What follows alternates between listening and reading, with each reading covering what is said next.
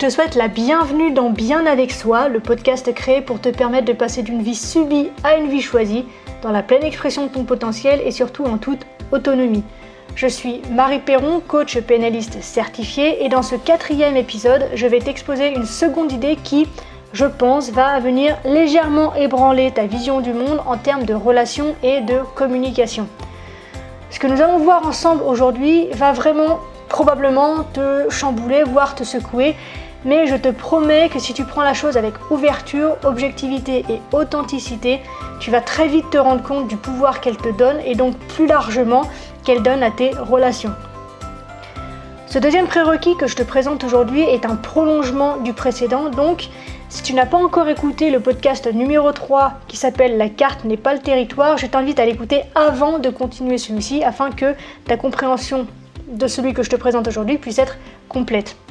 Trêve de bavardage, je te lance donc cette seconde idée tout de suite. Une personne fait toujours le meilleur choix parmi ceux qui lui paraissent possibles. En d'autres termes, derrière chaque action, quelle qu'elle soit, il y a une intention positive, même si, in fine, les conséquences de cet acte sont négatives. Les comportements, en fait, ne sont que les symptômes d'une cause et donc d'une intention positive plus profonde. Prenons l'exemple de la cigarette. Le fumeur a beau savoir que se mettre à fumer est une amartia, il s'y met quand même. Pourquoi ? Les raisons peuvent être multiples. Peut-être que c'est une façon pour lui de s'intégrer à un groupe, peut-être que c'est une façon d'être reconnu, ou encore que c'est une façon de pouvoir s'affirmer, de se donner un style, ou de s'intégrer à une image, une identité qu'il a envie de diffuser le concernant. Bien sûr, c'est une intention positive qui, tout le monde le sait, lui compris, quelques temps plus tard sera limitante, voire destructrice, mais l'intention première est positive. Je te donne un autre exemple. Prenons celui d'un ado qui ne range pas sa chambre. Je pense que tu peux très bien te faire l'image. Il y en a partout, le linge sale traîne sur le sol, il y a une chaussette par-ci, un caleçon par-là, un t-shirt ailleurs, ses cahiers de cours sont étalés sur le bureau et sous le lit, la console est allumée, les lumières pétillent dans tous les sens, peut-être même qu'une assiette sale à moitié finie est perchée en équilibre on ne sait comment sur le coin de la table de nuit. Et toi, parent que tu es complètement furax en voyant ça, tu dois te demander quelles raisons peuvent bien le pousser, cet ado, à rester vivre dans ce que tu considères comme une porcherie. Eh bien, peut-être que si tu lui poses la question, il va te répondre que son seul objectif, c'est de faire râler ses parents. Eh bien oui, faire râler ses parents peut être une intention positive. Parce que au-delà de ça, si on creuse un peu avec lui, peut-être qu'on va se rendre compte que derrière faire râler ses parents, il y a la possibilité d'attirer l'attention du parent. Peut-être de passer un moment avec eux, de recevoir de l'attention dans le sens de recevoir une marque de considération, parce qu'une marque de considération négative est toujours mieux que pas de considération du tout. Peut-être que c'est une façon pour lui de se positionner en tant que futur adulte, ou encore un moyen de transgresser les règles, ou peut-être même de trouver sa place dans la famille, ou encore de tester ses limites. Dans cet exemple, une nouvelle fois, tu vois que cet ado, peut-être, probablement même, que ce qu'il va récolter sera loin d'être bénéfique pour lui, mais son intention de départ, elle, est positive et cherche à nourrir quelque chose d'important pour lui. Et si on suit cette réflexion-là, même les actes les plus terribles sont commis pour nourrir positivement quelque chose d'important pour leurs auteurs. Quelle que soit cette intention, qu'importe comment est-ce que toi, tu perçois la chose, dans la carte du monde de ces personnes, donc le fumeur, l'ado ou la personne coupable d'actes répréhensibles, ce comportement sert à quelque chose. Dans leur carte du monde que toi tu ne connais pas, ce comportement sert à quelque chose.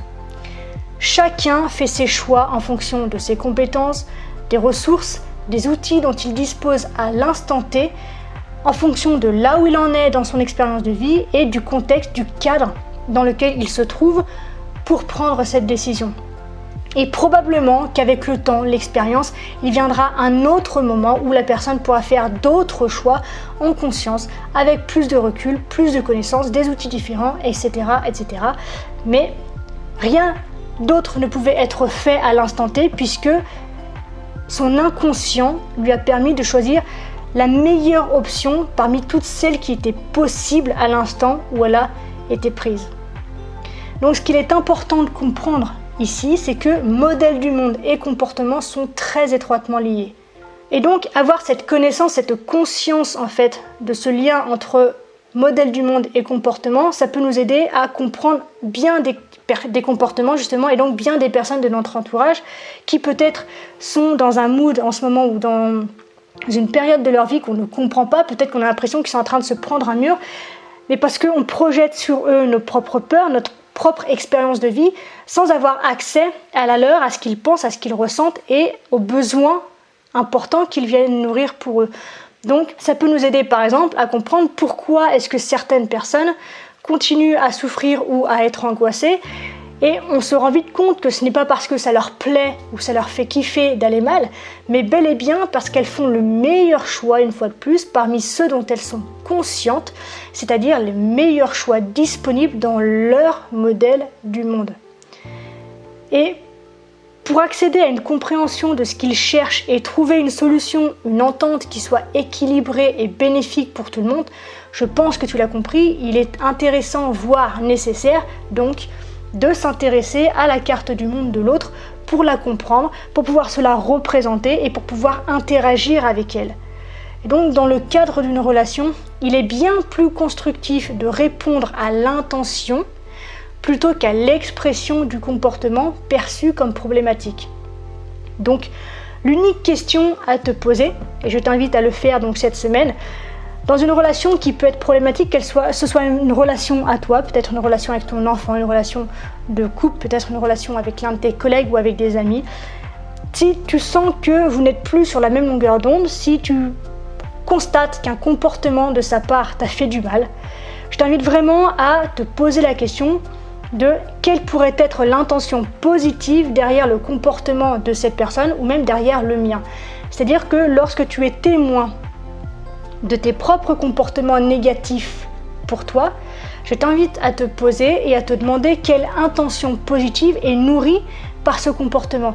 Et donc ces comportements, ça peut être la procrastination, ça peut être cette faculté que tu as peut-être à détruire tout de suite des relations dans lesquelles tu as envie de t'engager, ça peut être le fait de s'auto-saboter, ça peut être le fait de se faire du mal physiquement ou moralement ou que sais-je. Qu'est-ce que ces comportements qui, d'un point de vue extérieur, pour une personne qui ne comprend pas justement ton monde, ta vision du monde, qu'est-ce que ces comportements viennent nourrir d'important pour toi? Et une fois que tu as mis le doigt là-dessus, je t'invite vraiment à l'exprimer à ces personnes qui sont du coup prises un peu dans cette sphère que tu crées autour de toi, mais dont elles ne comprennent rien, et en mettant des mots sur ce que tu recherches, sur ce que tu attends, sur ce que tu ressens, clairement la relation va être enrichie et vous pourrez la nourrir à plusieurs, et c'est ça qu'on appelle donc une relation. Alors, pour finir, je tiens à être très clair sur un point, à savoir que comprendre que les actes d'une personne sont cohérents avec sa vision du monde n'implique absolument pas pour autant que tout comportement soit moralement acceptable. Je ne suis pas du tout, mais alors du tout, en train de te dire qu'il faut tout accepter de l'autre sans rien dire, en disant amen, sous prétexte qu'on n'est pas foutu de le comprendre. Non. Ce que je t'invite à regarder, en revanche, c'est de comprendre que justement ça te permet de comprendre cette personne, de comprendre ce qu'elle vit, de comprendre pourquoi elle le vit, et donc éventuellement de l'aider, de la guider vers quelqu'un qui pourra l'aider à changer ses comportements inadéquats.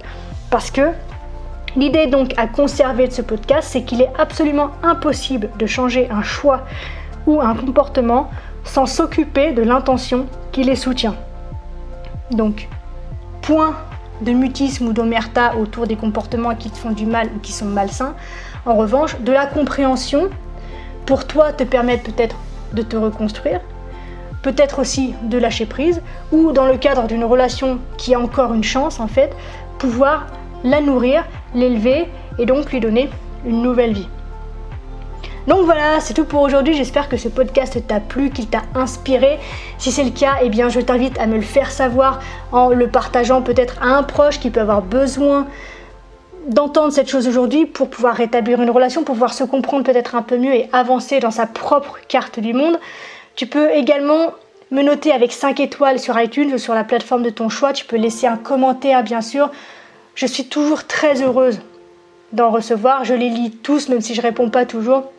Ça me fait toujours très plaisir d'avoir tes retours, d'avoir tes idées, d'avoir tes ressentis, d'avoir accès à ton expérience aussi. Et pour plus d'inspiration, je t'invite à me rejoindre sur tous mes réseaux sociaux comme Instagram, YouTube ou Facebook sous le nom de Marie Perron et à partager tes publications avec l'hashtag MP Bien Avec Soi. Je te souhaite une merveilleuse journée, une excellente semaine et je te dis à la revoyure.